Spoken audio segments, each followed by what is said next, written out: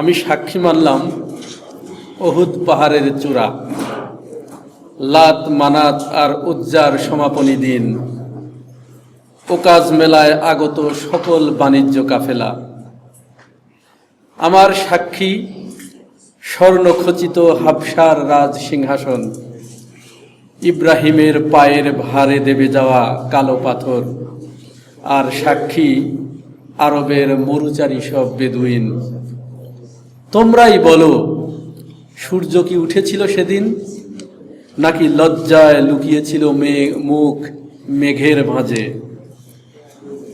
যখন কল্যাণবাহী মেঘ বয়ে নিয়ে যাচ্ছিল একটি মানবিক সিম্ফনি। কসম সেই গর্ভের, যা প্রসব করেছে পৃথিবীর সকল প্রাণ। বলো, কে আছে আর সমকক্ষ মুহাম্মাদের?